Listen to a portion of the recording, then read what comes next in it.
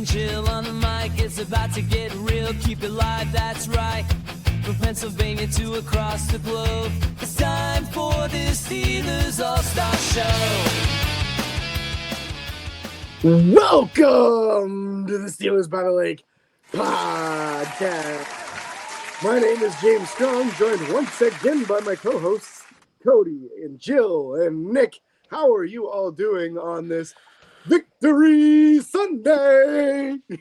Oh, Victory Sunday is right, James. That's very exciting. I'm doing all right. I will step up and say real quick, my favorite thing about the intro of this new podcast is watching Nick, because the way we record this, we can see who's behind the stage, quote unquote, and Nick's just bobbing his head, having a good time. So it's fun to watch, and it was fun to watch this game last night. Victory Sunday's here, but I'm doing well. James, how are you? I'm doing good. How about you two? Great. Now that it's Victory Monday, ready to Sunday, not Monday. I knew this apparently. Yeah. Oh, she saved the crack. We're gonna crack that open for this recording right now. For those of you not watching, it's an Alani. So shout out Alani. Yep. Skylar Thompson for MVP to the Super Bowl? No, Absolutely. we're not Browns fans, so we'll temper our expectations on the preseason games. However, I'm doing great. Love getting to see some preseason action. It's I know Cody and James, and I'm sure Jill as well, it's one of our favorite times of the year to be able to watch these guys go out there and give it their all, lay it out there, try to make this final 53-man roster. So excited to dive into what we saw and what we liked and just chat Steelers football, because we're back, baby. We're back. Yep. We're back. Football. This is like Christmas morning, man. It's like I just opened all the presents. I'm ready to talk about them now. Like, what was your favorite one? What are you going to do with this one? What did you get, Jimbo? We're very excited to talk about this game.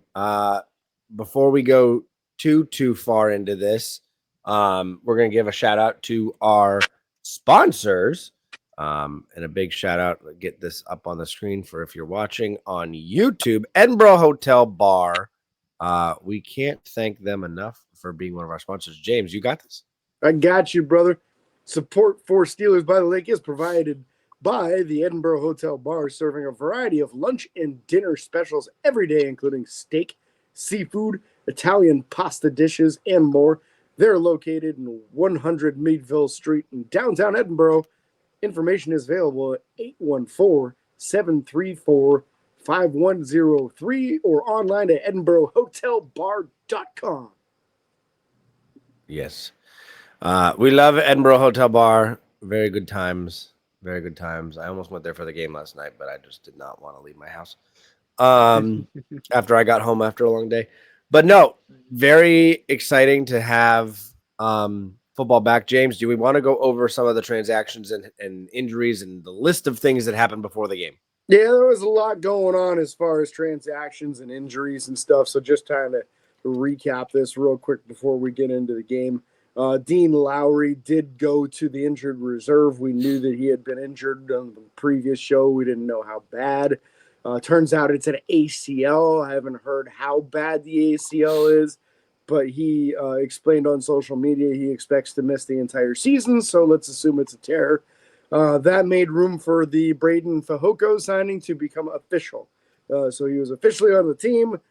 Corey Trice has a hamstring, ended up not playing in this preseason game. Dante Kent was seen walking around in a boot, and Joey Porter Jr. had an injury going on as well. So all these guys were missing practices previous to the game and missed the game due to injuries. So that's just something to know. James Pierre was having a heck of a week before the game, though. Had 3 picks in 2 days. So that was very, very promising for him. Y.A. Black reports like crazy every single day. He's quicker than expected. He moves better than people expected. He's batting balls down left and right. So really interesting to see where that goes. Left tackle Calvin Anderson has still been missing some practice. I guess he's been some partial, but not all the way back from whatever his injury is. Broderick Jones is on the way back actually fully returned from his hamstring injury and had a pretty good outing, I thought, but we'll get into that. And then what do we got? Mark Robinson. Mark Robinson got some snaps at fullback Yep. in practice. Fullback. In fact, Very they had a interesting. jersey ready for him. They had a white 93 jersey ready for him so that he wasn't out of place. So this was premeditated. This wasn't just spur of the moment. And if Mark makes enough of a splash to make the 53, you never know. We might see him in short yardage goal line situations. And honestly, dude's kind of like a human missile. I wouldn't hate that one bit. Let's see here, using 04 personnel in practice also, which means 4 tight ends. They didn't have 4 tight ends dressed for the game, so they could not use that in the game. But very, very tight end heavy offense here that Arthur Smith has going on. In that 04 personnel, which would have been 1 wide receiver and 4 tight ends, Jonnu Smith actually lined up at running back and has taken some snaps at running back in practice. So that's something we might see during the regular season. I doubt we'll see it in the preseason, though. Daryl Porter joined the roster as a corner. We'll see him later on in the game. And then a couple of moves. They released tight end Kevin Fulch when they signed him.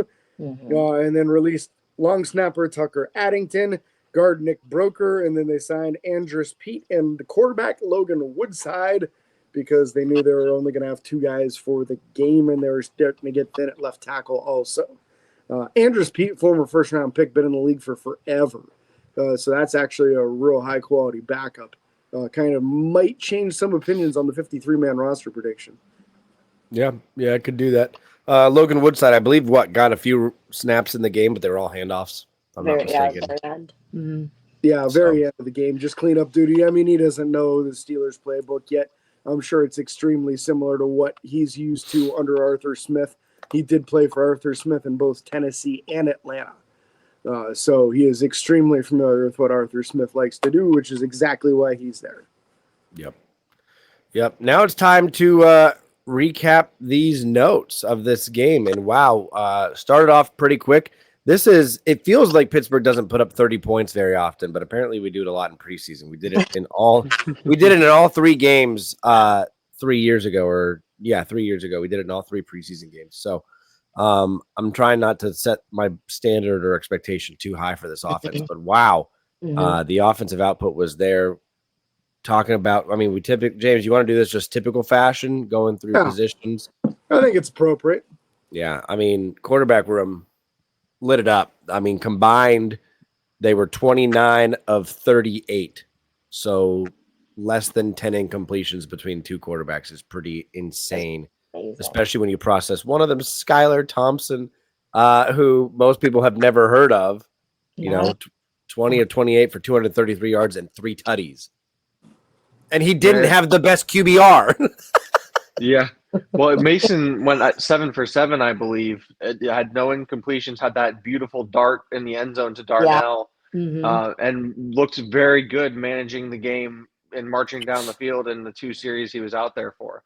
So 7 for 7 on the opening drive. Yeah, 9 of 10 total. 9 of 10. Yeah. So loved what I saw from Mason. And I know we were chatting a bit during the game, whether it was over Messenger or the brief call that we had. And did we ever really give Mason a chance? Like it's kind of tough to see him not get a shot after that. And I know it's preseason and expectations need to be tempered, but he did come in when Kenny Pickett got injured not so long ago and did well for us and got us to the playoffs. I would be interested to see him with a full season, but obviously Aaron's going to get that nod. So at least we know we have a very capable backup in Rudolph as well, which is always a really big thing in the league right now. So I was watching another duo discuss Rudolph and not putting him out there too much in the preseason to make sure we have that capable backup and that we don't over put him out there and risk him getting hurt, which with Rodgers being older and more likely to be injured again, I don't disagree with them. So I loved what I saw out of Mason. Again, it's the preseason, so expectations tempered. But I'm very excited to be having him back in that quarterback room. Yeah, no, I agree with that. I feel like that's exactly like we talked last night, and I was talking with a couple of people that I watched the game with. We just, I feel like we quickly moved on from him. Now, granted, we talk about how football is not just always isolated to one position. You know, you have to look at what our O line was like when he was with us. Like, there were lots of multiple, like, different factors that impacted his playing. But I thought he looked very calm on those 2 drives. Like, he looked confident. Where when you look back at when he was with us, like post injury, post the helmet snap, you know, where he was like almost frantic in the pocket. It was like, just get the football out of my hand. I'm not, but I felt like he was like calm and like looking for different options and just really had a sense of control. Again, preseason, so you know, you take everything with a grain of salt because once it actually comes to like regular season, it'll look different. But I liked what I saw, and I thought after 2 drives, putting in Skylar was a great call, and because we saw what we needed to see. Yeah, I got the Mason stash today. You do, buddy. It's no longer a reference to anything else other than Mason Rudolph. Oh, God. No longer discount Morgan Wallen. No, not anymore. No, I mean, I agree, James. I know I want to get your input too, but like, I just want to process this. Is like, he used to talk about how he always, like, the first hit would always kind of wake him up for a game, and it was exciting to see him come out here and not be the jittery, shaky, uncertain guy that we saw after that big injury. I mean, he got knocked out cold against the Ravens when that happened, and didn't feel like he was the same since then. And so I'm happy to see him come out and perform the way he did, and then to get the performance we got out of Skylar. Oh my gosh. But James, go ahead and share your thoughts. Yeah, I think a lot of what I'm going to say about Mason Rudolph has to be really fully appreciated with some energy from Rain. We got all the energy companies going on this morning here. We're raining it in. Black Rifle Coffee over here. We love. Oh my gosh. and it seems like James potentially froze. Oh, that what just happened? Okay. And I think that is what happened. He looks very James happy. had so much energy that he broke the system. The time continuum. He caused a glitch in the matrix. No, I'm sure we'll get him back here in a second. We can talk real briefly about Skylar Thompson while we wait for him. You know, you look at. Go ahead. I was cracking up because I watched the game with my Steeler dad, is what I call him. Yeah. But he was like, as we're watching it, he's like, "Oh, Thompson's not so much of a scab as I thought." I mean, he looked pretty good. I mean, there were some misreads that he had, and then I was saying earlier, like in our group chat, talking about the snaps being really high. Like there was a drive where, I mean, consistently every single snap he was catching all the way, you know, the visual. He was catching all the way up here, and then having to adjust. And I thought he did well with that adjustment. Like, even though the snap was high, he still like got it, controlled it, and then made reads as he needed to. So welcome back, James. Sorry about that. iPad died on me, so I had to switch over to the phone here. I realized this morning it was on 2% and it won't charge faster when I'm using it. So made it as far as we could, I guess. Fair enough. But Mason, I just thought was very cool, calm, collected, and precise. And like we were talking about, never really felt like he got a full chance to become the starter. You know, when it was his turn to really try out, they brought in Mitch Trubisky. They drafted Kenny Pickett, and it was not really a true competition at all. The plan was always to start Trubisky and then bring Pickett along when they thought he was ready. So then he gets a chance to prove himself at the end of 2023, rips off 3 fantastic games in a row, and didn't throw a single pick, I don't think, in those games. It was like 6 touchdowns and no picks or something. It just a very impressive performance, and he just showed kind of all of that, all of the good signs of Mason. And this was without his best weapons, too. Let's be real. Let's give him some credit here. it was 4 of the 5 starting offensive linemen, Mhm. but he didn't have DK Metcalf. He didn't have Calvin Austin the third. He didn't have Jalen Warren. He didn't have Pat Frymuth. He didn't have John Smith. He did with the number 2 weapons, basically, and some 3s and 4s out there, too. So I thought it was really impressive. And his timing and precision, I felt like, was the most impressive stuff. Just really, really on point, hitting guys in stride so they could continue getting yards afterwards. I felt like that was a real big issue the last few years, is especially with like Justin Fields, when he completed a pass, it was never in stride. Guys always had to stop for the ball, and you can't get any yards after catch when that happens. Everybody was getting yards after catch last night. So Yeah. just a really impressive performance for Mason. And he's putting people on notice, and maybe somebody's going to give him a shot again after this season. Who knows? I feel like the big thing that those first 2 drives showed us is probably how deep our skill positions are. Mhm. I mean, that's before we get into the 3, 4, and 5 guys, which also balled out. But man, you talked about the players that he had available to him, and it still sounds like that they could be starting on other teams. Maybe not starting, quote unquote, but like, if you have a bad team, that's they're bad because that's probably who their starters are, or they don't have, the one X factor guy or whatever. But these are still very high caliber guys. And I feel like it's been a while since at every skill position on the offense, other than probably running back, we've been this deep. I mean, the tight end room is the first 3 could all start somewhere.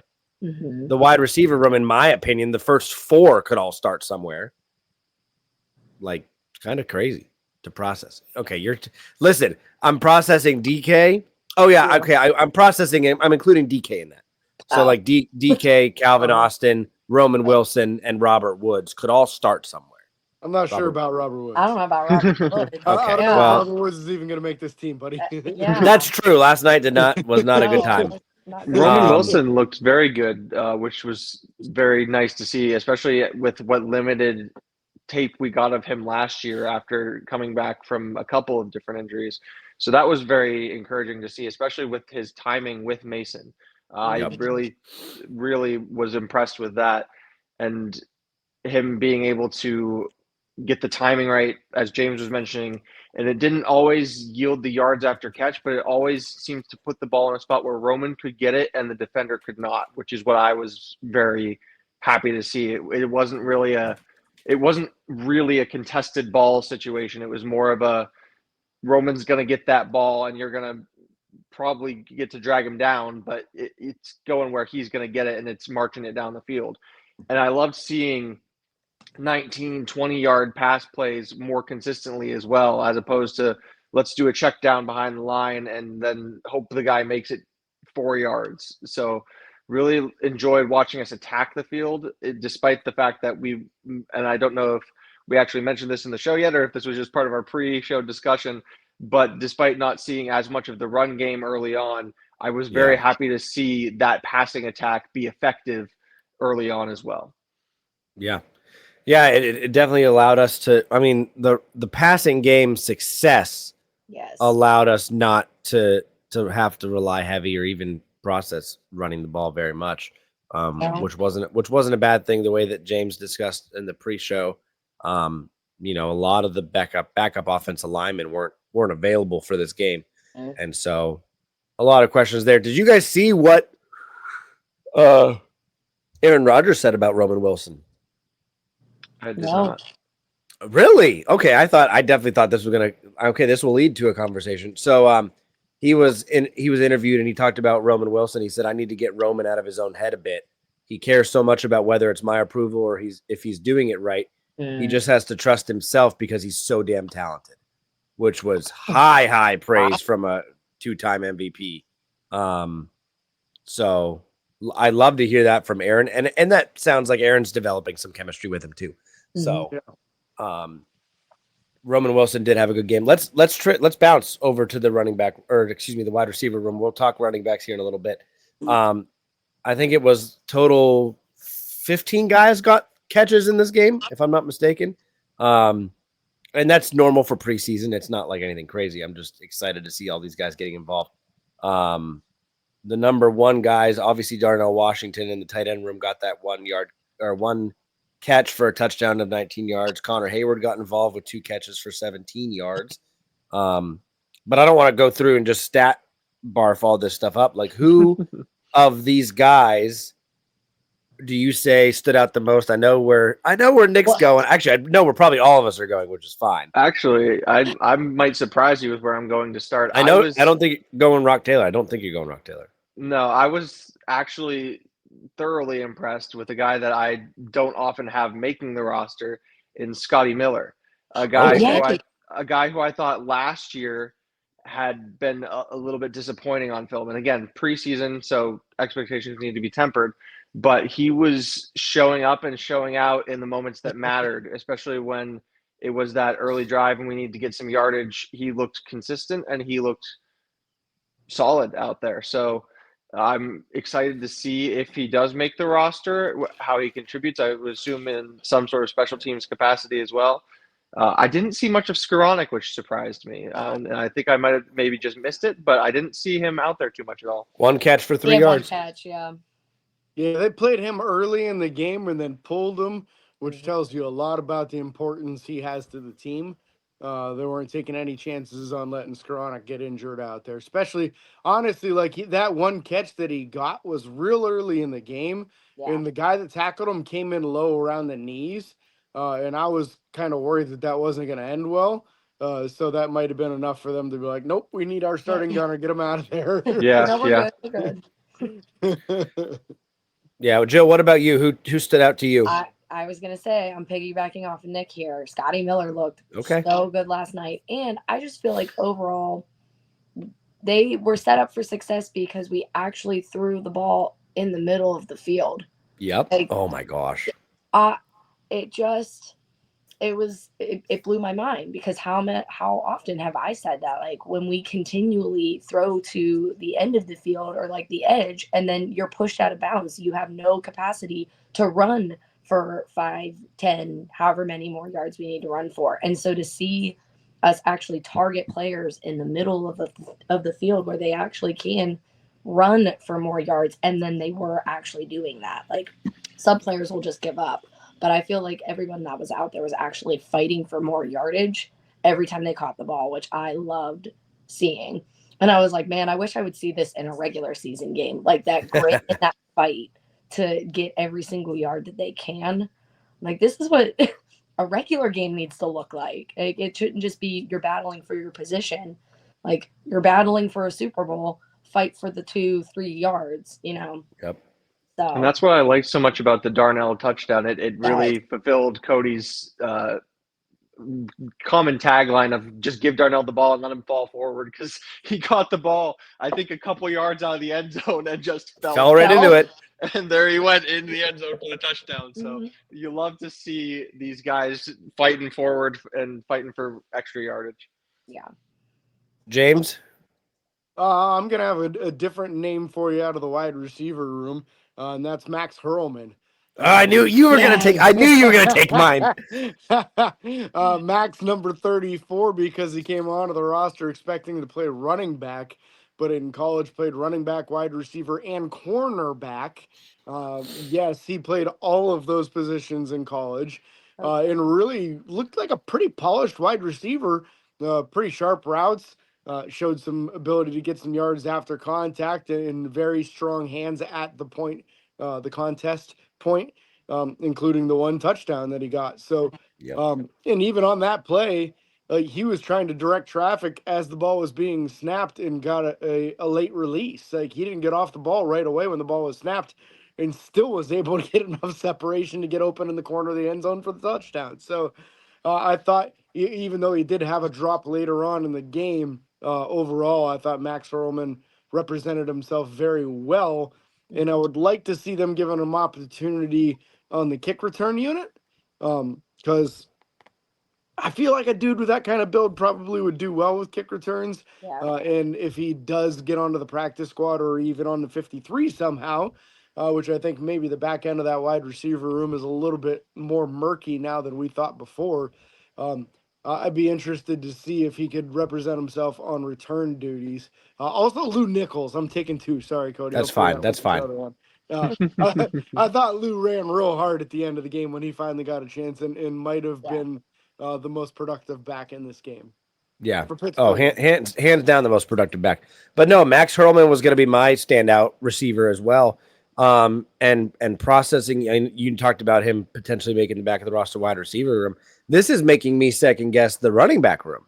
I mean, if you list him as a running back and let him go out and play wide receiver, Kenneth Gainwell may be seen as optional at this point. I don't know. Again, Kenneth Gainwell, the most decorated running back in that room by far right now, but processing talent, processing skill, processing what this guy just came out and did, seeing, like you said, the crisp route running, the ability to create separation even when you don't get off the ball immediately, made me really excited to see more of him in the next two games. I don't know how you don't put him in there more to see what he's capable of. So him and also Keyshawn Williams. I don't want to discredit Keyshawn. Keyshawn Williams had a great game as well. Two targets, two catches, 55 yards and a touchdown. Dude, and the the jitterbug after he catches the ball, he is very elusive, man. Yep. I want to see him on punt returns. Yep. So And the most impressive thing for me about both Hurleman and Williams, in terms of their abilities, is their ability to not get murked on these Skylar Thompson hospital balls he was throwing up there half of the time. So good on them for being able to protect their bodies as well as the ball on some of those plays. They're looking pretty solid out there. I like the shout outs from both of you. Yeah.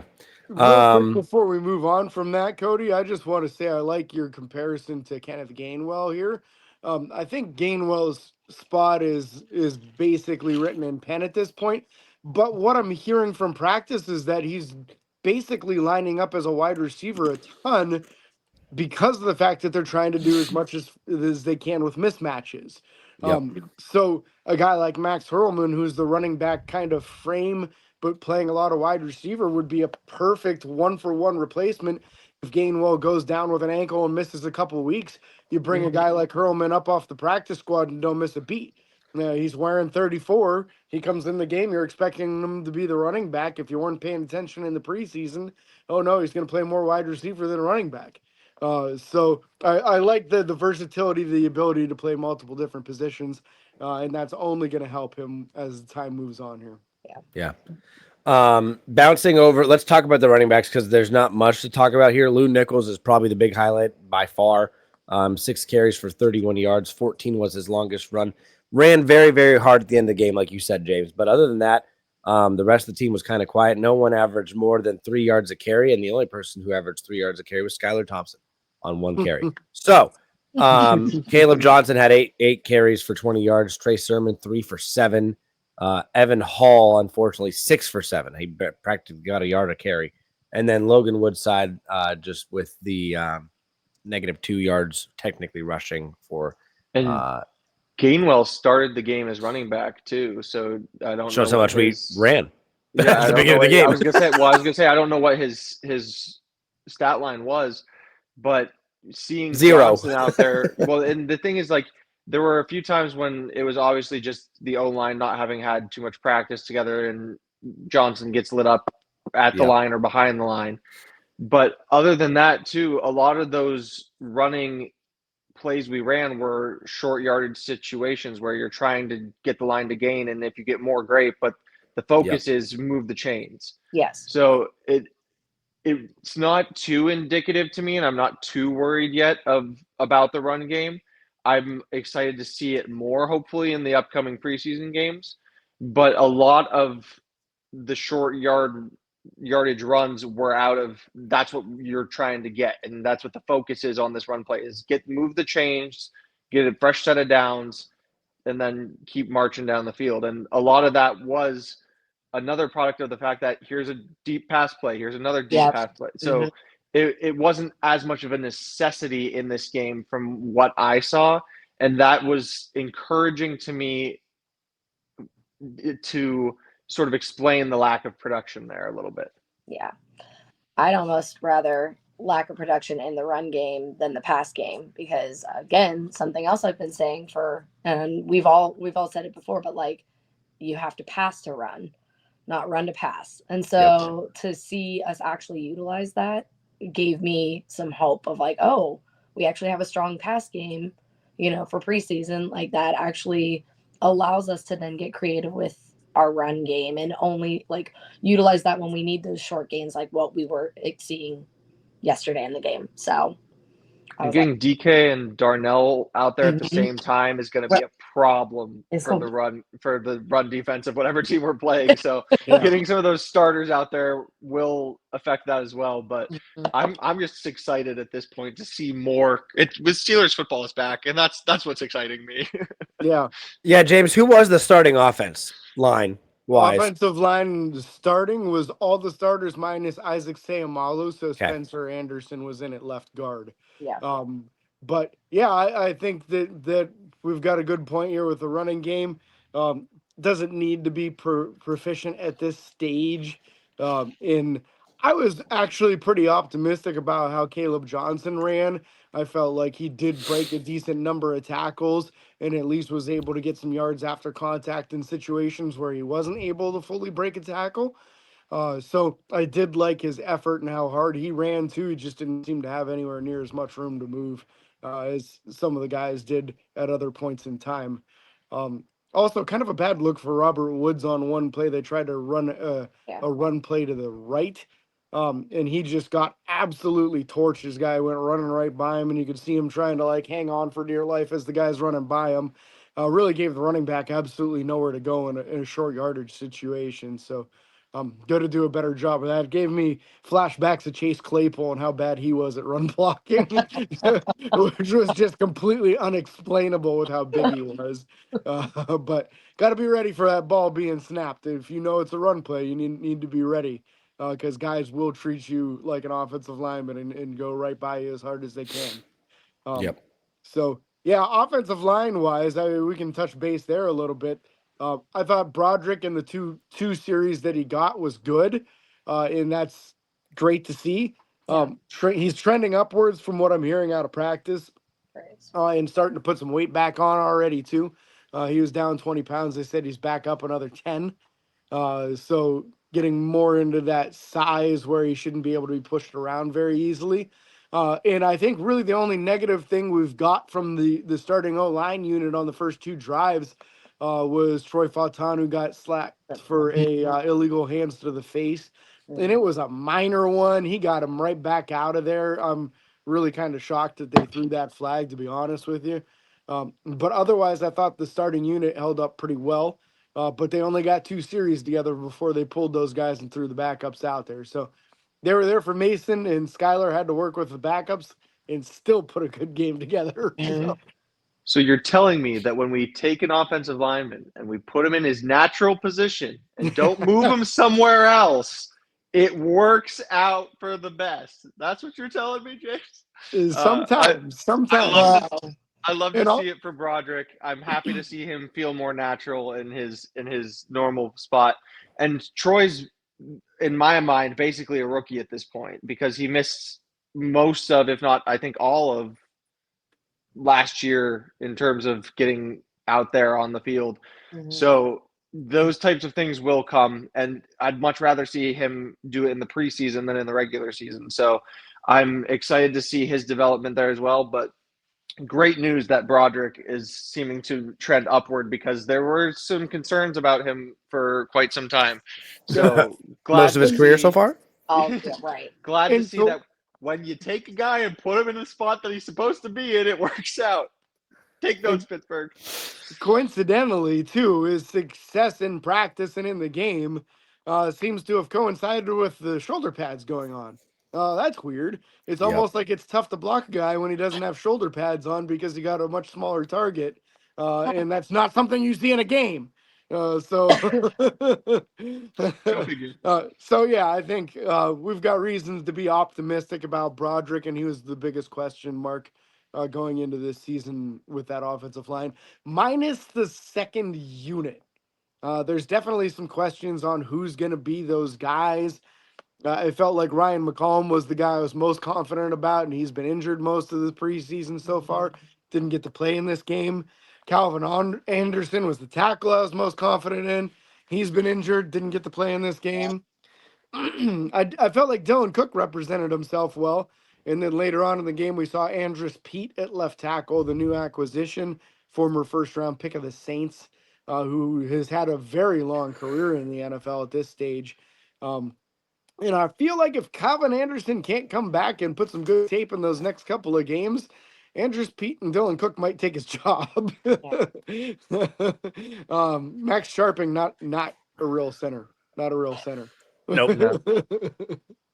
Nope, definitely not. Let's bounce over to the defensive side of the ball real quick. I shouldn't say real quick. There's actually a lot of things to talk about on this side as well. A defensive front. Let's talk about the defensive line so far, and you can even talk edge rushers if you want. You definitely felt the lack of presence from, no TJ Watt, no Alex Highsmith, no Cam Hayward. No Nick Herbig. No Nick Herbig. So there wasn't a whole lot of pass rush, it felt like, for most of the game. Jack Sawyer almost got home a couple times. Did get home another time that they didn't call it dead. James messaged that and was like, he got screwed. He did. He did. But he did, and that's okay. You don't want them throwing quarterbacks down in preseason, so I understand it. But I still felt like the offensive line, the defensive line did fairly well overall. We didn't give up any kind of crazy massive run that I could recall, and we kind of stayed home a little bit. No one on their team had a rush longer than 8 yards, so. Which is still too much, but anyways. And I think we got a little bit of insight as the pecking order of this defense too. So they started in nickel defense, which gave us Derek Harmon and Keanu Benton out there starting. No surprise there. When those guys needed a breather, we saw Y.A. Black and Isaiah Loudermilk as the next two guys in. So that should be a little bit of a guide for us as far as how things set inside the Steelers front office right now. That doesn't always match up with the official depth chart that they release, but how they play in a game should help you as far as a guide on next man up kind of stuff. I thought Harmon got a lot of pressure throughout the game. Just had a tough time getting that final move or that final step that he needed to get to the quarterback to get him to the ground. So I thought he represented himself well. Y.A. Black looked every bit of the part of the guy that belonged. Didn't get any splash in this game from what I recall. I don't remember him getting any tackles for loss or sacks or even batted passes. But he also wasn't getting pushed around. And man, there was one time I saw him getting subbed out where he ran to the sideline, and I thought to myself, man, I kind of see what they're talking about with a guy this big shouldn't be able to move this easy. Because the way he was getting off the field was not just a regular jog. Like he was sprinting with a purpose to get off the field and show his urgency. And I just thought, man, that guy's really moving. And that's something else for a guy that's like 6'7", 335 pounds. He can move, and he doesn't look sloppy. I mean, he's got a little bit of a gut to him, but dude can play a bit. So I'm optimistic about this defensive front. Even as things went on, we saw some more guys start to come into the rotation there. But I felt like we got a good bit of insight there as far as how that's going to go depth-wise throughout this preseason.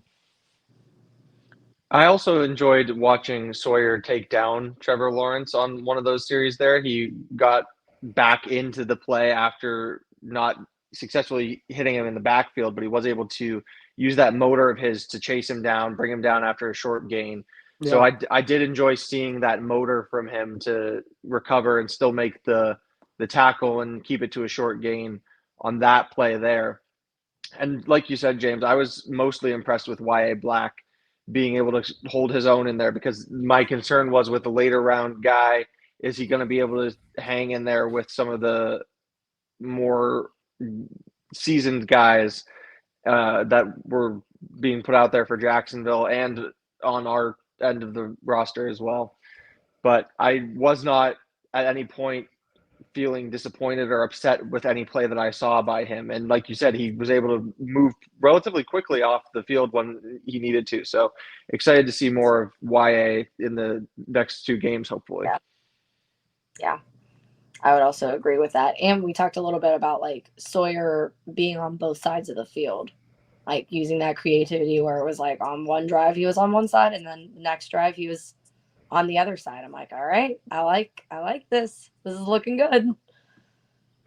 Yeah, starting outside backers in this game were Sawyer and the Marvin Leal, with TJ, Alex, and Nick Herbig all out in this game. We saw that like first or second defensive drive. We saw them just switch sides. And I think that gives us some insight as to how they're intending to do things when it comes to the regular season with TJ and Alex and Nick. They should move them all around on a regular basis. Don't make it predictable. Make them take those extra 5 or 6 seconds in the pre-snap process to adjust to where people are lining up. It might throw a guy or two off their game. It might lead to some people getting free rushes, honestly, and missed blocking assignments because there's one extra step that they have to be perfect on their blocking assignments. So move them around. I like it. Sawyer had great hustle in this game overall. You know, he went in the 4th round because he wasn't the most explosive dude in the world, right? But his size, frame, and hustle, man, I could see him being in the league for a long time. You don't necessarily have to be the fastest dude in the world to be productive in the NFL. If you look back at the previous like Super Bowl run when we had James Harrison and Lamar Woodley was an oversized outside linebacker who had a decent first step but wasn't super fast, but he was strong and he could get to the quarterback. And he ended up sealing that Super Bowl win in Super Bowl 43 by getting a strip sack at the end of the game. So a guy like that absolutely has a role on the team and could still have a long future. We'll see how things go in the next couple of years, but I thought that was a very promising start for Jack Sawyer. He got a pretty extended burn in this game too. But I think a lot of that was just because if you're missing your top 3 guys, you just don't have as many backups to rotate in. Yeah. So those 2 got your started outside, and then we got Julius Welshoff and Leotu as the next 2 men in. So that was your outside linebackers for the game. Yeah. Still generating pressure on the quarterback when you're starting your 4th outside linebacker is a great thing to see. Yeah. Especially since they started all of their starters, Yep. offensively and defensively. So early on in that game, they were going against starting offensive linemen. Yeah. Yeah, it makes me very, very, very excited for the potential that this defense has, because even if you have an injury, knock on wood, I mean, please, God, no injuries this year at the outside or inside linebacker position. It's exciting to see that our guys are still going to provide pressure and allow our defense to make plays, because that's, part of the thing that gets you interceptions is the quality of your corners and safeties and linebackers, but part of it's also the pressure you get. And we saw an interception thrown that unfortunately got called back because of that roughing the passer call, which I know Nick doesn't agree with the call. It was head-to-head contact. I agree with the contact of the head. It wasn't rough, but it was by definition roughing the passer. It was the second step too. That's what got him. The contact of the head and a second step. Otherwise, he probably would have been okay. Yeah. So very exciting to see what this defensive front is going to do. And then as far as the Cole Holcomb on the inside linebacker position, I thought had a really good game. He is a veteran going up against a lot of 2s and 3s in this game, so you'd like to see that. But he's definitely fighting for a roster spot the same as anyone else right now. I thought Pittsburgh would trade him by now, honestly, with the depth we have at inside linebacker position. So what are your guys' thoughts? I don't think you can trade Cole Holcomb until he reestablishes value. So if the goal is to trade Cole Holcomb, you need him to play like he did in this game. And he started next to Peyton Wilson. I thought the 2 of them were really fantastic. He got a pretty extended burn too and looked good. Both guys. I thought that was a nice duo. If that was our starting middle linebacker duo for the regular season, I'd be very happy with that. But we got Patrick Queen still, who didn't even play in this game. So I thought both men really represented themselves well. Malik Harrison was next man up with Mark Robinson playing by him a lot of times during this game. And we didn't get to see Carson Bruner until kind of later on in the game, other than special teams. And I thought he was very good on special teams. But these middle linebackers I felt were pretty good.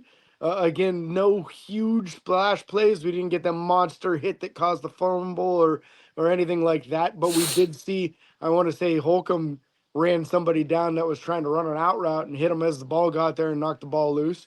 I thought that Cole Holcomb looked every bit as fast, if not faster, than he did before the injury. Yeah. And if he keeps that up, his value is going to be very high, not just to Pittsburgh, but other teams as well. So it's a good situation to be in when you have that many people that look that good at a position. Because if you are trying to sneak some other guys onto the roster to try to develop, there's some value ahead of them that you might be able to get in return in a trade. I don't think Pittsburgh is going to trade Cole Holcomb now, just because I feel like if one of those two starters goes down, you pretty much don't miss a beat if you put Cole Holcomb out there. And that is absolutely invaluable, as we learned a couple of years ago when we went through like 7 or 8 middle linebackers that year because of injuries. So I think they'll hang on to him due to that, but really nice representation for him, I felt like. Yeah. Any other thoughts for inside linebackers for you guys before we transition to corners and safeties? All right, cornerback room. I know who we're all going to talk about in that room, and that's fine. Brandon Echols had himself a very good game. Was very excited to see that. I think he solidified himself as a potential backup in this scenario. I don't think me personally need to see much more. He had 2 batted passes or 2 breakups technically on the game. And one could have been a pick, honestly. I mean, Beanie Bishop also had a really good game, but let's talk about these guys. I want to get your guys' inputs. Let's start with you, Nick. Yeah, I was impressed with both Eccles and Bishop, which was great because a lot of what I was seeing, and I'll touch on this a bit more when we get to safety as well, but a lot of what I was seeing from those guys in camp, not necessarily Bishop, but more so Eccles, I was just seeing him get burned a couple times, and maybe that's just an outlier play that a fan was able to record and it somehow crossed my feed. But seeing him out there in a game scenario, performing at what seemed to be a pretty high level, despite no interceptions, still batting passes down, getting to the guys, timing the hits right, everything seemed to be pretty solid. So I was not like blown out of the water or anything like that, but what I saw was solid and was definitely a reassuring film to see for me. And again, preseason, so Right. take what you can from it, but it's still good to see him go out against a team that isn't his teammates, that he's not as aware of what's going to be happening. So seeing a different scheme, seeing different things drawn up, different players, and being able to still go out there and perform. So I enjoyed seeing that for sure. Yes. Jill? I agree with all of that. She's I just agree. Listen, I do. It's hard when y'all jump in and start saying stuff, and I'm like, well, Jill is my yes man, and I love her for that. Listen, I'm over here just hyping everybody up. It's because y'all be saying the things before I can get to them. So. She's a cheer coach. She cheers us on. You're not wrong. Let's give Jill the first crack at the next position when we go to that. And what I'll say in the cornerback room here is obviously top 3 guys didn't play last night, whether it be veteran rest or possible minor injury. JPJ, I'm not sure if he's still dealing with a minor injury or not, but he didn't play either. So your top 3 corners in this game, your starting corners were Brandon Eccles, James Pierre, and Beanie Bishop. And I thought 2 of the 3 played really well. And Pierre wasn't awful. He just wasn't all that good. Yeah. But, I mean, when you think about it, who were they playing? Travis Hunter and Brian Thomas, 2 former first-round picks for the Jaguars. So I thought that makes it even more impressive what Eccles and Bishop were able to do matching up against these first-round picks, especially Travis Hunter being the guy that the Jaguars traded up the number 2 overall to get. I felt that Eccles really represented himself real well against Travis Hunter. And I think even Bishop drew that matchup a time or 2 also. So both those guys I feel like should feel real confident going out of that game. and it almost made me say, all right, here's the pen. We're going to write those guys down too. And the top 5 corner positions are almost in pen, in my opinion. So Pierre's going to have more to prove. He's a very valuable part of the gunner group. He was the starting gunner last year and many years previous. But gunners are a little bit more replaceable than corners. So if one of these other back of the roster dudes can show some skill as far as coverage, they might be able to eke him out. I'm excited to see Dante Kent in future games. Hopefully he's healthy enough to go. And the young man, I forget his name now, that got the interception that got called back due to penalty. That was one heck of a job high point in that ball. So I'd like to see a little bit more of him too. I know, I think that was Cameron McCutcheon. McCutcheon. Yeah. So real nice job by him on that play. Rough game for Kyler McMichael. He kept on getting burned, and it was a little bit too grabby and just tough. There was like back-to-back plays where he got smoked. So tough game for some of those back of the roster corners, but it is kind of what you expect from back of the roster corners there. Yep. So when you get something positive, it's more to talk about than you do when it's something negative. Yeah.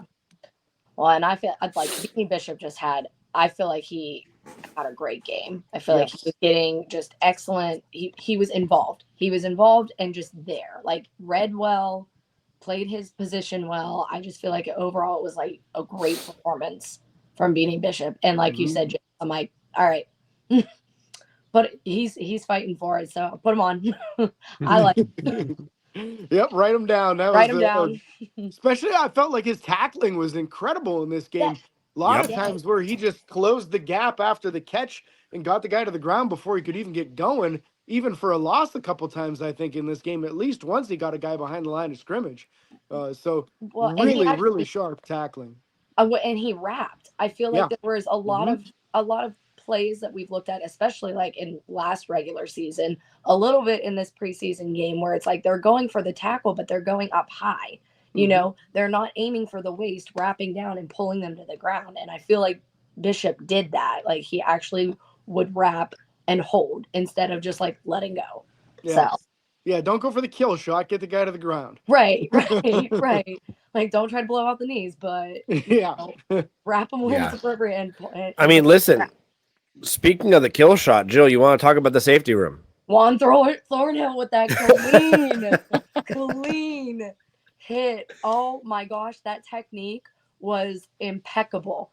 And I was like, you can walk right off the field. That's all I needed to see. Thank you so much. That was incredible. Just absolutely incredible. I thought such smart football coming from that type of hit. So loved seeing that. I wish with Killebrew, I feel like he's just a couple steps off of a receiver. Like he's there, but he's not in the spot that he needs to be. And I feel like his just like pass defense is not what I was hoping for, especially in this game. So, and then Quindell Johnson. Thumb up. So yeah, I didn't share much of this game because I'm trying to make sure we don't get in trouble for anything too much, but I am going to share this one because it was such a good hit from Juan Thornhill. Yeah, what a hit. On Brian Thomas Jr., no less, who's known for being a reliable receiver. To see him time that hit and knock that ball loose was encouraging to me because he was one of those guys that in camp I was seeing get burned a number of times. And that's why I said I'd bring that back up when we got to the safety room. I was excited about the signing until I started seeing the camp footage and then seeing the game footage. I was like, nope, I'm excited again. No worries. He's fine. So really excited to see that out of him for sure. James? Starting safeties in this game were Thornhill and Chuck Clark getting elevated with Deshaun Elliott getting the night off. And I thought that Chuck Clark was kind of indescript. I didn't really notice him that much, but Juan Thornhill had a very nice game. And it's got to make you feel a little bit more confident going into the regular season. I've heard people say, in fact, Juan Thornhill, I think, was the one that said it, that this defense has zero weaknesses. And to me, if there was a weakness, it would have been Juan Thornhill. So he's probably got the most to prove, in my opinion. I like the addition of Chuck Clark because I do feel like he's a very high level backup if he doesn't beat Thornhill out for that job. But maybe it's going to be a little bit tougher to do than we thought. So if Thornhill goes back to what he was in Kansas City and not what he was in Cleveland, which I think is reasonable to expect because Cleveland's just that much of a train wreck. Yep. The talent's there, the athleticism's there, the size is there.